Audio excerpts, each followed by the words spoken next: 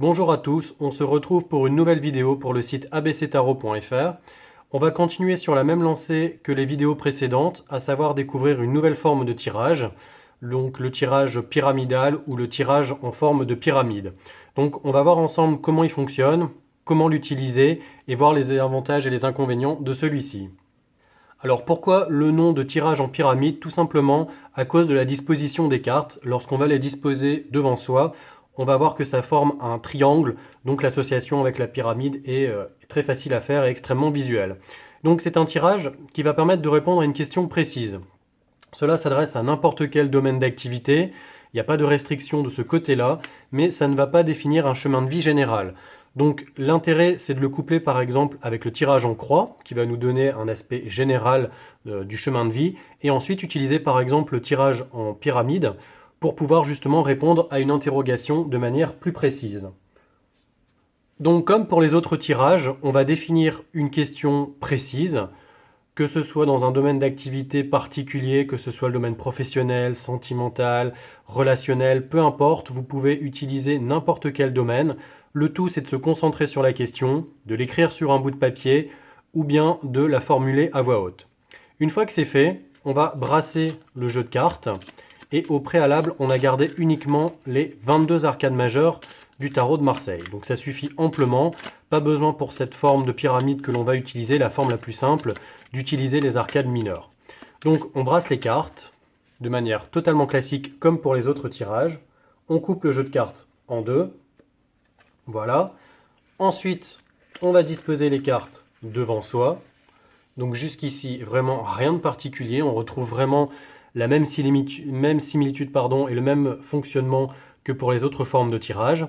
Et on va tirer 6 cartes de manière aléatoire. Donc 1, 2, 3, 4, 5 et 6. Voilà, on met de côté les autres arcanes que l'on n'a pas utilisées.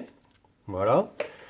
Donc toujours les cartes face cachée. La première carte que l'on a tirée en dessous et la dernière carte que l'on a tirée au-dessus.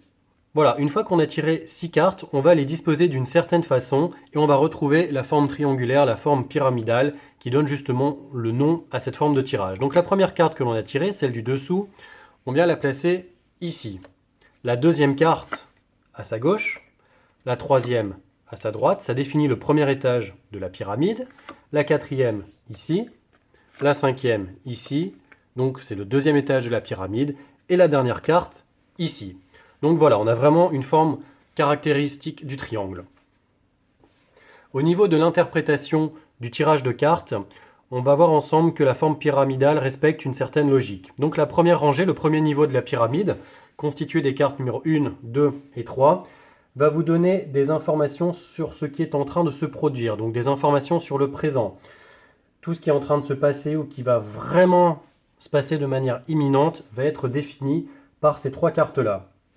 Ensuite, le niveau supérieur, composé de la carte numéro 4 et de la carte numéro 5, va vous donner des éléments défavorables par rapport à votre question, tout ce qui est négatif, tout ce qui va vous ralentir.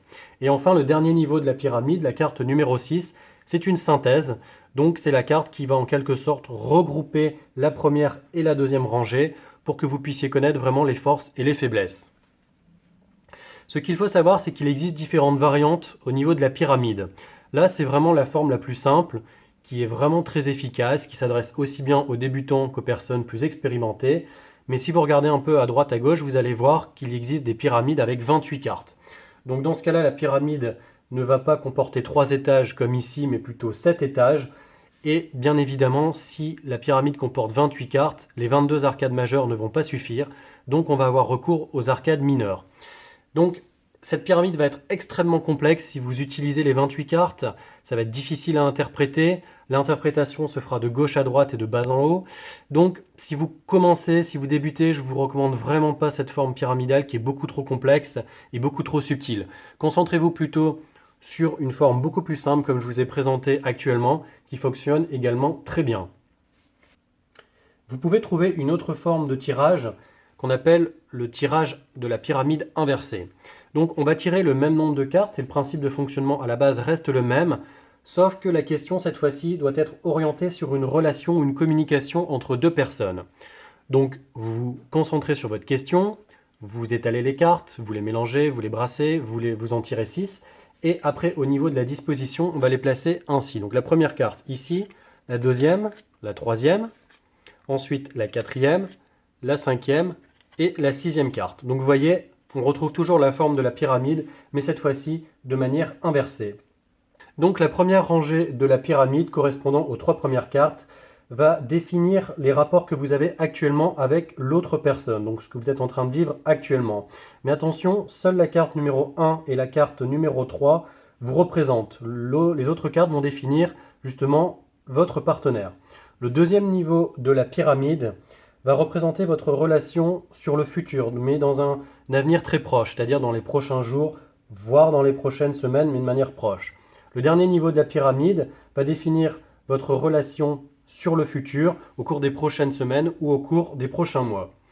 En d'autres termes, je vous recommande plutôt de vous orienter vers la pyramide traditionnelle, donc c'est-à-dire qui n'est pas inversée, qui ne comporte pas 28 cartes ou avec d'autres variantes.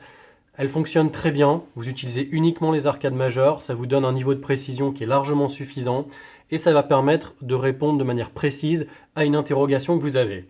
Donc n'hésitez pas à essayer cette forme de tirage, voir un petit peu les résultats que vous avez et n'hésitez pas à me laisser un petit commentaire, cela fait toujours plaisir, ou à vous abonner à la chaîne. Voilà, je vous dis à très bientôt, au revoir.